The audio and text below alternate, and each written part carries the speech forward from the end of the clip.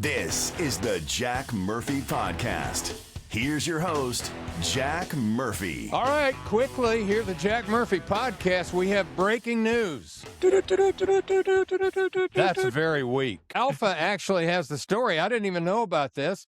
Somebody from the Trump administration has been fired. Who is it, Alpha? This just in out of Washington, D.C., Kristi Noem, Secretary of Homeland Security, is being replaced. You're kidding. Now, what's the rationale behind this? Did it have to do with the hearing that she recently had at Congress? Yes, and it had nothing to do with her exchanges with Democrats, but her exchange with one Republican, Senator John McCain from Louisiana, or rather John Kennedy. From Louisiana. He asked her about a $220,000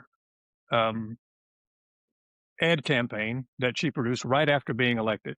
So $250,000. Let me ask you something. Is that the ad campaign that said, it said, if you're here illegally, and had airplanes, and it talked about the app and they'd buy, was it that? I think it was before that. She did one with her riding horseback a lot and doing lots of Western things. And so she said that it was approved. She went through all the legal channels, and Senator Kennedy pressed her on it, approved by the president, and she said yes. And apparently that was incorrect. Wrong answer, according to Donald Trump. And so, right. So he is replacing her with Mark Wayne Mullins, a senator from Oklahoma. Wow. You know, in general, I'm against government, local all the way up, from buying advertising. I mean, you know, more and more local governments do it. And I go, who gave you permission to spend tax money to tell us how great of a job you're doing, or to push your political agenda that the council has decided that would be best for the area? What gives you the right to take tax money that's supposed to go to our roads and parks and infrastructure and all that, and instead you're running ads on television and radio to push some agenda? I hate it. It has a hint of government propaganda.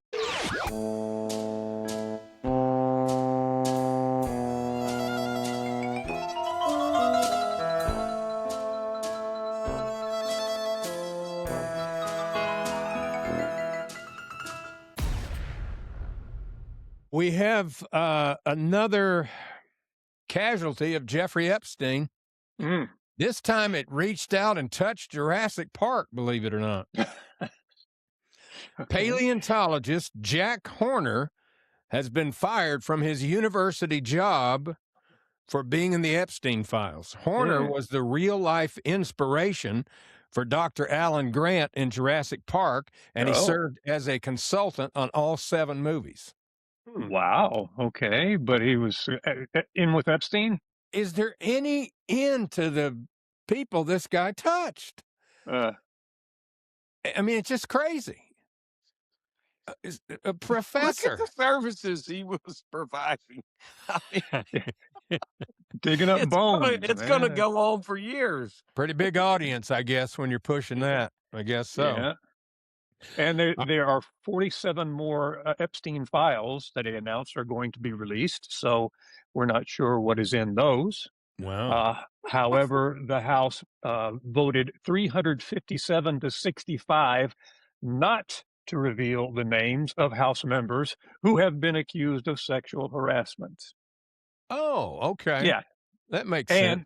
Yeah, and the Me Too movement discovered a few years back, actually, that there's an $18 million slush fund that handles legal charges and any claims against any congressman who has been accused of sexual harassment. So we are paying to defend sexual harassers.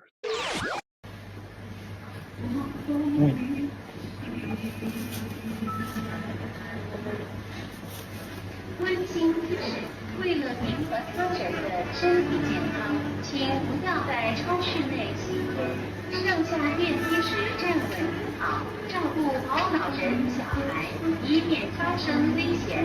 亲爱的顾客您好，欢迎光临惠特波超市二养店，早晚关注微会员好，免费。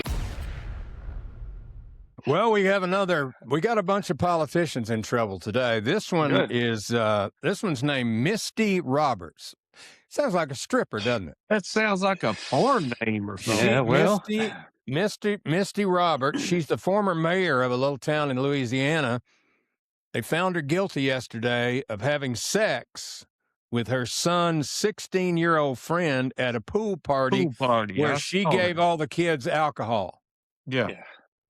There she is. Not a bad-looking old girl, but no, she's getting the 16-year-olds liquored up. I'm going to have to go death penalty on this one.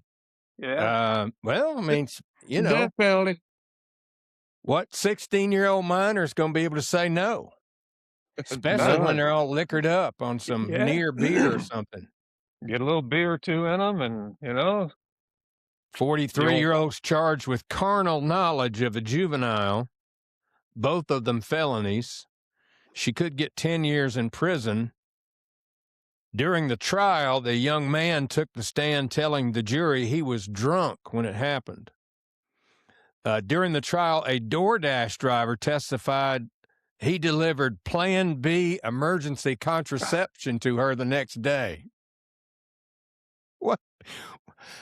So she plans ahead enough to get them to the pool party and get them liquored up, but she doesn't have contraception.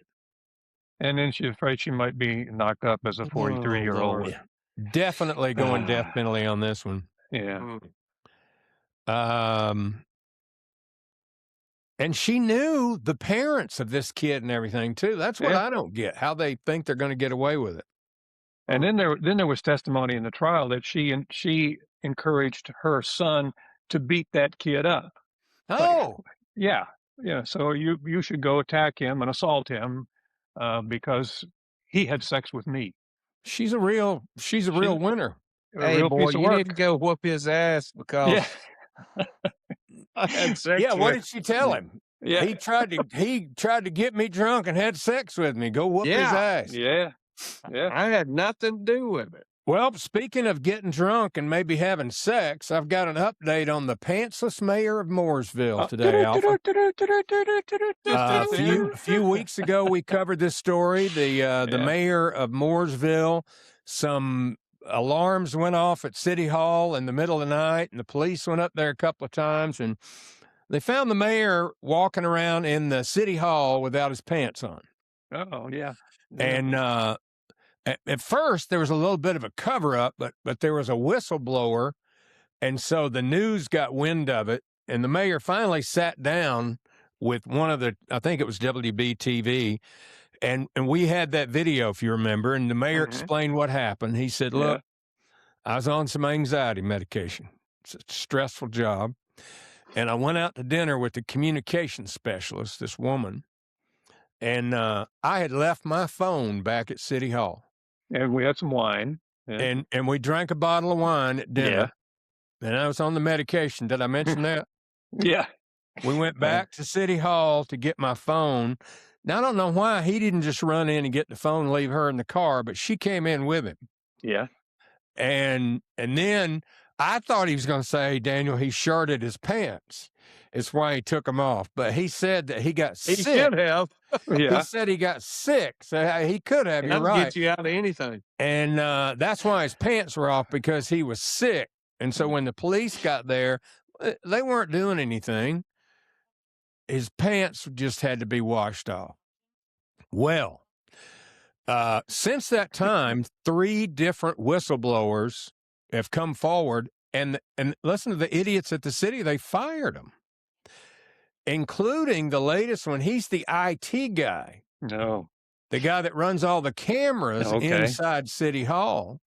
And he tells a completely different story than what the mayor did. Whistleblower lawsuit filed in federal court against the town of Mooresville. Thanks for joining us here live at 5 on WBTV. I'm John Carter. And I'm Siobhan Bryan. This one claims video shows the mayor in town hall after hours without clothes and sexually aroused. It is now the third lawsuit claiming Mooresville leaders are trying to suppress potentially embarrassing information about the mayor. Okay. I was getting cursed out, screamed at for just no reason. I know how to do my job. Do you feel like this was only because you had access to this video and you knew it existed? Oh, yeah, 100%. Chris Lee is the former IT director for the town of Mooresville, but his lawsuit says he was fired because of how he handled footage from October 2024 of Mayor Chris Carney and a former communications consultant in town hall after hours. What do you see on this footage?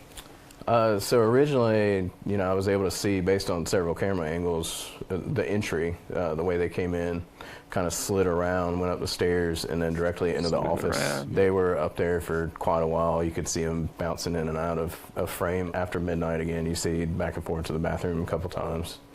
And then eventually, I did see him come out, and there was no clothing whatsoever on there, and you could very directly see. Maybe he sharded on his shirt as well, Daniel. He had to totally take everything off and wash it out. A shirt shark. That's horrible. That's a power. That's some power there, buddy. Yeah. Directly see that what we saw on there was him exposed, and so that was, very troubling. In his lawsuit, Lee claims the video showed Mayor Carney, quote, in a state of partial or complete undress. Lee's lawsuit goes on to claim... I believe he also said aroused. They used the word aroused. Yeah. I'll let you use your own imagination on that one. The video is inconsistent with the mayor's public explanation and instead depicts nudity and sexual arousal. In December 2024, I asked the mayor about the video. If we were to get this video, what would we see?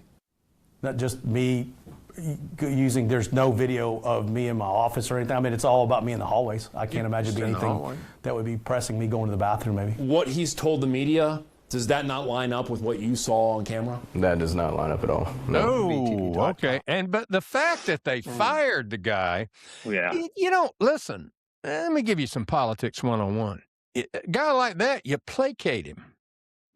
He becomes the director of security for the town of Mooresville. He's got a chip in the game now. He gets a promotion. Yeah, or the mayor. And that's how the mayor stays out of trouble. You give that guy a promotion. You don't fire him. That's how politics works, man. Because now there's going to be a big lawsuit. They're going to settle out of court with all three of these employees. They're going to get back pay, damages, probably get their job back, and the mayor's going to get voted out. Yep. Dumb. Just really dumb stuff. I mean, if you're going to have an affair, what's the best place to do it? Go to your workplace. Yeah, go up to City Hall where there's an alarm and cameras. Sure, go ahead. Motion detectors, yeah. What a dumbass. And you can't fire whistleblowers. I mean, there's laws against that sort of thing. They come forward with information and can be a witness in a trial. You can't fire them. All right, so where is Mooresville? Mooresville's up on Lake Norman. North of Charlotte. It's where a lot of the NASCAR guys, a lot of them have their shops and stuff up there. Nice area. I'm sure he enjoyed being the mayor.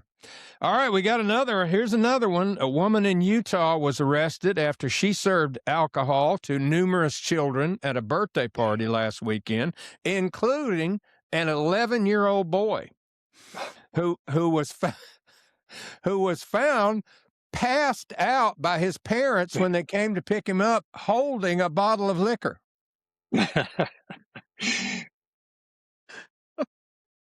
I'm sorry, I have to laugh. But You have to. And I'm getting, he's 11 years old. I'm sure it's the first time that he ever had, a drink of alcohol. Now, Daniel, let me ask you. do you remember the first time you ever drank alcohol? Yeah. I do too, and I was very young. I was 13. Oh, I was younger than that. Yeah. We lived in Kingston, Tennessee. And, I had 3 real pretty sisters, so there were always teenage boys chasing my sisters around, Anyway, there was everybody there rode bicycles. And so I went camping with these older boys. It was up on the Tennessee River. I went camping with these older boys, and I'm telling you, I was young. I don't know exactly how old I was, but probably 9 or 10, 9 maybe. Anyway, at the camping, they had beer, and they said, "Hey, you want a beer?" I'd never had a beer before, and I drank 2 beers. I got sick, passed out. It was horrible. 9 years old. Now, if I drink 2, I'm sick. Well, you actually liked the taste of beer at 9? Because when I was young, I didn't want to tell them that, Alpha. I said, "Boy, this is really good." I was really cool. But that happened to me a few times. When I was a kid, where people would give me my brother-in-laws used to give me cigarettes and alcohol because they had to take me on double dates to the drive-in. So what they do is they go, "Look, Jack, here's your 3 beers and some cigarettes. You go sit in that car down there, and we're all going to be in this car." And I go, "Great, fine." And I'm like 11 or 12 at this point, I got me a few Marlboro Reds, 3 Colons, the playground there at the drive-in. I'm set, man. Bird dog and chicks. So you were 13. How'd that happen, Daniel? I may have been a little bit younger. I was at a buddy's house, and his mother, I was spending a night with him, and his mother said, "Hey, well, y'all, I got you some pizza and stuff in here, and y'all behave. I'm going so-and-so with somebody, and I'll be back later." Well, she had a bottle of vodka. Oh. And we were taking sips out of it. I was like, "It tastes like cough medicine." Mm-hmm. How about 10, you, Alpha? 20 minutes later, I was puking so hard I couldn't even, I never drank. Did Big Don and your mama find out? No, I spent the night up there. Oh, how about you, Alpha? How old were you? I never drank anything till I was 19. Wow. You were a regular Boy Scout, weren't you? Yeah, I was, man. I did not touch. Did you grow up Jehovah's Witness or Church of Christ? No. It was. The thing about Daniel and I, even at that young age, we both were moderate in the way we did it. Yeah, that's what we're all about. It didn't take much for us to get sick, but we used it in moderation, even at that young age. I can drink a couple beers now, and I kind of get sick. Yeah. You spread it out over a lot of time, too, I suspect. Yeah, I'm going to go a few months before I get drunk and puke on myself again. Yeah, that's a good move. That's good thinking. Oh, me. If I asked the girl for chapstick and she just pulls me in to kiss me, I would simply just pass away, bro.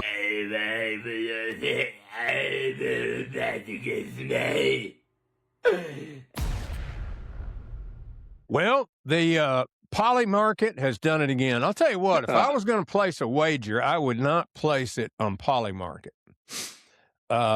This is the second time that we've had one of these stories. What was the first time we reported about Polymarket? Do you remember, Alpha? Where they welched on a bet? Yeah, but then they determined that the guy knew too much, and so they. So what? Pulled. Yeah, exactly. Yeah. You took the bet, right? Like this time, what it was, they had 10 or 12 people who bet on when the United States would attack Iran. And they got it right. And now Polymarket is saying, "Oh, we can't do that. That's, we can't be betting on war." Well, you took the bet.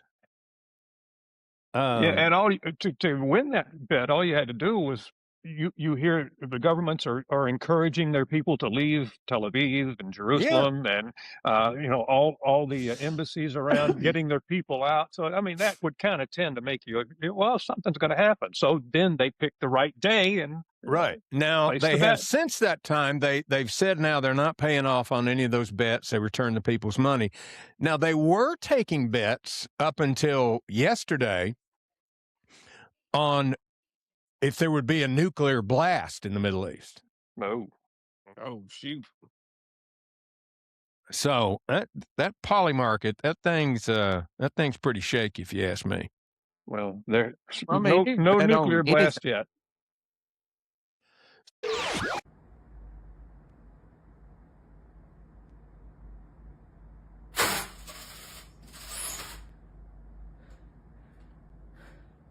Yes. So a few days ago, I was talking about how I thought they should put some signs up at the airport and at fast food places at the airport, like, if you act like an ass, you're not going to fly. Yeah. If you yell at our people and everything. And United Airlines has come up with a pretty good rule, I think.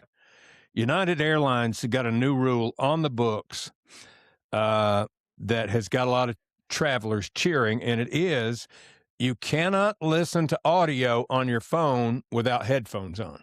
Fair enough. Now, and that's great. So who wants to sit there next to somebody flipping through TikTok videos and hearing the audio?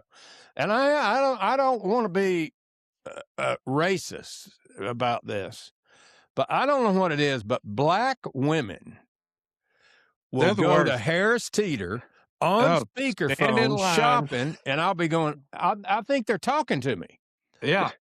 And they're not. They're talking to somebody. And it's not like, okay, I'll get some carrots and some milk. It's like, and then he said, they're having a full-blown it happens all the time. It's just irritating. Get some earbuds.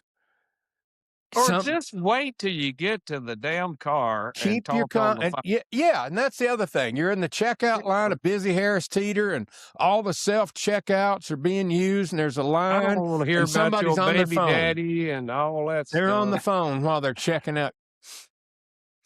So, if that's it. If you're on the phone in the checkout line and people are waiting, death penalty. Drives me nuts. Death penalty. Okay, death penalty. I'll write that down. Death penalty. Got it, Alpha? Go on.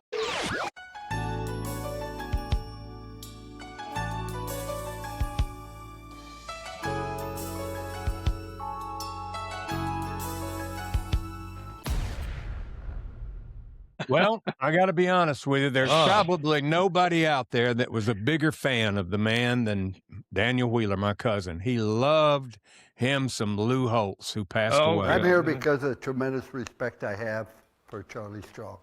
I've had a lot of great assistant coaches, Urban Meyer, Barry Alvarez, etc. Nobody is better than Charlie Strong. How old was he? 89. 89, yeah. Daniel couldn't stand him. He'd every time you'd mention. How could you not like Lou Holtz? I could not stand that. He hated Notre Dame, and he didn't like the way he talked. And they would, anytime you brought him up, they would try to talk like him. It's really embarrassing. Let me tell you, I got to go play Lake Nona one time, and that's where Lou Holtz lived. And when you pulled into Lake Nona, where is this that? place it's in like outside of Orlando. This place is elite. I mean, it's like big time. And he had two houses sitting right there in front. And it was right after a bowl game that Georgia played in, and my buddy and I were on the practice green putting beforehand, and he walks, he's over there putting, and it was just the three of us, and I went over there and started talking to him. He was very cordial. He's a very nice guy, very, but he was in the group in front of us, and y'all remember how he used to pace up and down the sidelines? Well, that's what he did the whole day on the golf course in front of us, was paced back and forth on the fairway, waiting to hit the ball and all this. I was like, boy, he doesn't change, does he? He's turned up all the time, huh? He's Yeah. Well, guy had a great life. He's a good guy. Shame to see him go, but Lou Holtz dead at 89. Did you guys hear there was another miracle on the Hudson? No. Yeah, here in Charlotte, we have the what is it called? The Aircraft Museum, the American Airlines Museum. Anyway, they have the actual plane that Captain Sully landed in the Hudson River here in Charlotte in the museum. They took it apart, brought it here, and put it back together. And you go down there, and there's a video that goes with it. But yeah, a small plane landed in the Hudson at night. And, the water's freezing cold right now, but they made it out. Here they are. Listen. 6 Echo, Roger. I would advise you to maintain some altitude so you get in closer to the airport. I think I'm going to have to put it in the water. 6 Echo, Roger. Keep me advised. We'll send some help. We've lost our engine. 6 Echo, assistance is on the way. Yeah, we're going to go into the Hudson. 6 Echo, say that again, please. We're going into the Hudson River. He almost sounds as calm as old Sully did. Yeah. Pretty dang calm. Nighttime, going in the river. Hudson River, I don't think we're going to make the airport. 6 Echo, do you have any power at all? We have a little bit of power, but it's very rough. We have no oil. No oil. All right, 6 Echo, Roger. We're going to send you some assistance in that direction. I've already... Anyway, the plane went down into the river at night. Both passengers the pilot and a passenger got out, swam to shore, made it to shore, and lived. It's pretty amazing, isn't it? Yeah, and you're right. That water's cold right now. Oh, yeah. So, getting through that. Wow. And with full clothes and shoes. Yeah. I mean, that makes it even worse. Yeah, and it's not easy to get in and out of a small airplane anyway. No. But when you're in the water and it's night, that's bad. I'll tell you that. Well, I don't know. I think I told you this, guys, before, but there's a kind of a running battle between Blake Shelton and Luke Bryan.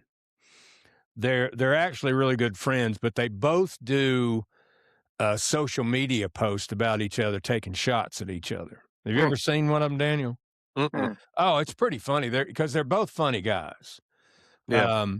Like I saw one where Luke Bryan, he's on a lake with his son. They're on this real nice bass boat and they're fishing. It's raining a little bit. And he looks at the camera and he goes, "We just came down here to go fishing." He said, "We stopped up there at the Circle K to get some snacks or whatever." And some guy walked up to me and said, "I bet you wish you had as much money as Blake Shelton." And I went, "Much money as Blake Shelton?" And he cast a couple, then he turned back around and went, "Much money as Blake Shelton." He's just laughing.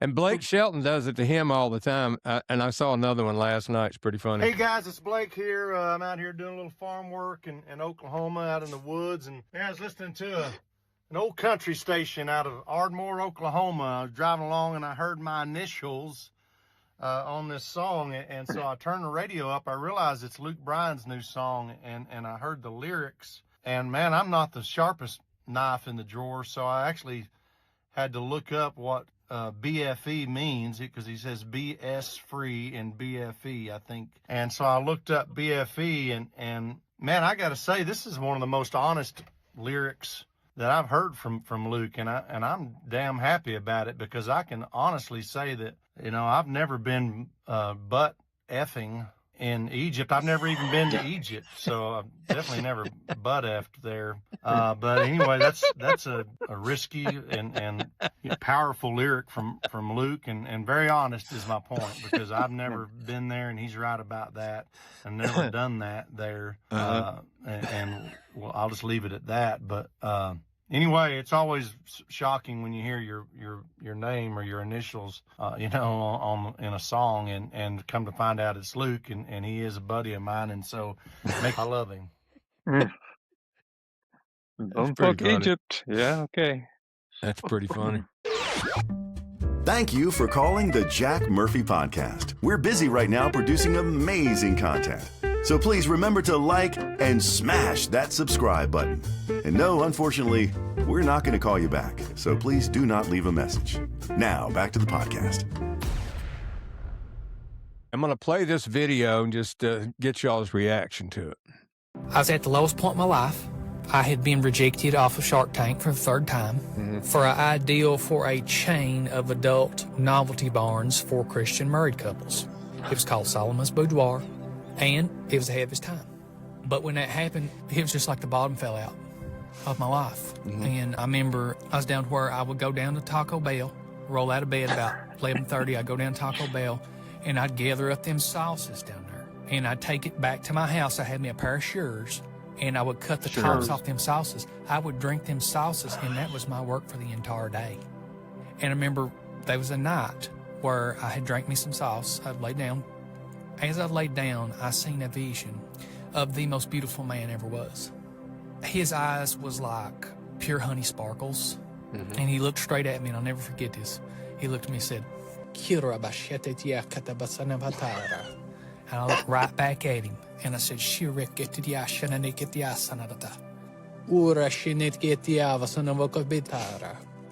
and at that point, everything changed. That guy that does those things is so funny. He's pretty funny. I've seen, he's got a bunch of them. It's pretty funny. Have you ever seen one he does Alpha where he goes up to the drive-thru and he goes, he said, give me an order of chicken fingers and some French. And the guy says, order chicken fingers and some ranch. He goes, no, French. And about 4 times. And what? All right, well, we're out of time. Thank you for being part of the Jack Murphy podcast today. I want to close. Daniel hasn't seen our new promo yet, Alpha. Oh, no. Yeah, show it. We have a brand new promo. We're going to end the program with it. John just produced it this morning. But anyway, first of all, thank you. We are now at 4 subscribers. We've passed the 600 mark. So thank you for subscribing. Like the video. We'll be back tomorrow with a brand new episode, and we're going to leave you with a little promotion for the podcast today. Tune in, everybody, and remember to like and subscribe. Tune in to the Jack Murphy podcast with his sidekick Alpha. He's famous on the Netflix. And then there's Cousin Daniel, a funny whippersnapper. He always shows up wearing his Rolex. It's the Jack Murphy Podcast, y'all. Jack Murphy Podcast, y'all.